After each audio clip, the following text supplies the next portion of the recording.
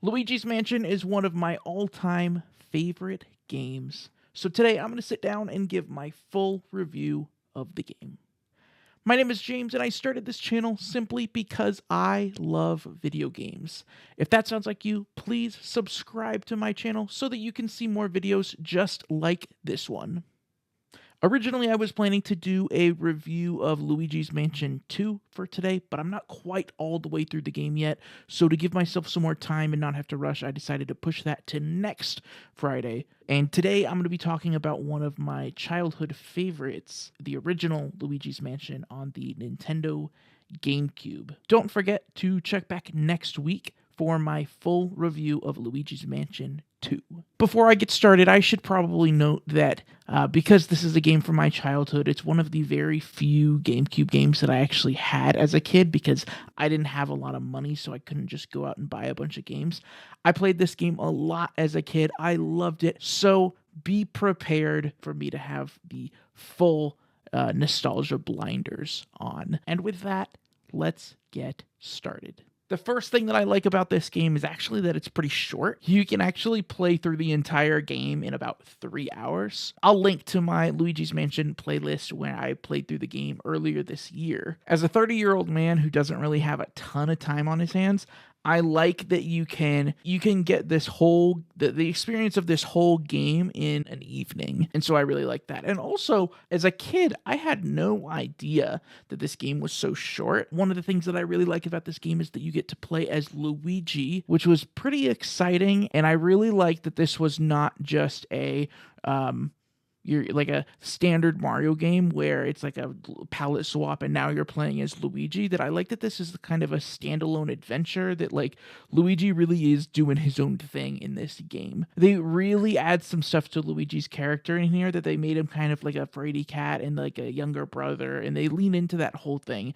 I also like that it's silly and comical, but it's not so outrageous that it doesn't really make sense in the Mario universe. It's not quite as outrageous as like a Mario Party or any of those. Within the lore of the Super Mario Brothers, this game fits in there so nicely. The gameplay itself is actually pretty simple. All you do is you hit a ghost with your flashlight and then you suck them up. And that really is the entire game. And that's really all that it needs to be. And they are able to design other parts of the gameplay, like the exploration and the, I guess, combat, in a way that keeps it fun and interesting. Another thing that I just really enjoy is the exploration, or even maybe the illusion of exploration, because this is actually a very linear game, but it's presented in a way that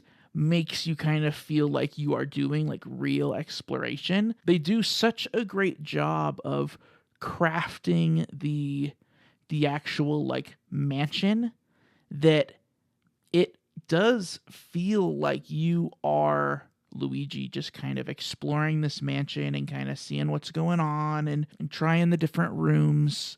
And even though the game doesn't really give you a lot of like instruction, like you'll have brief conversations with like Egad and stuff, but the game largely doesn't really tell you. Egad might tell you where to go, but it doesn't feel like he's telling you where to go constantly. Like they're not putting like map markers down or any of that stuff. All of that kind of adds to a sense of freedom and a sense of wonder.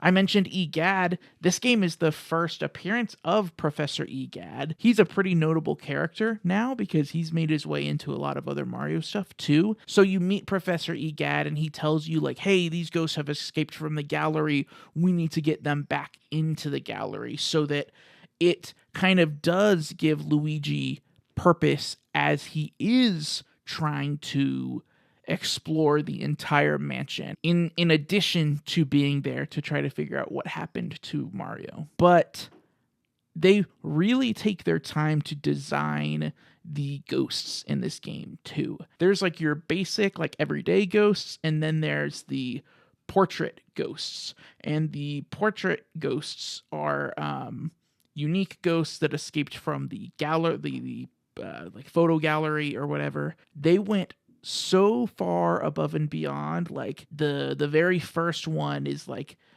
the dad or like the grandpa or something, and he's in the study, and you can like read his books and like see what kind of books he's into, and you can like use your Game Boy Horror to scan different parts of the room, and it'll just tell you lots of information about him. And I find that kind of stuff really cool. It really felt like every portrait ghost was designed to be a unique character, and I feel like that really just adds to the overall experience. I do think that's everything I have positive to say.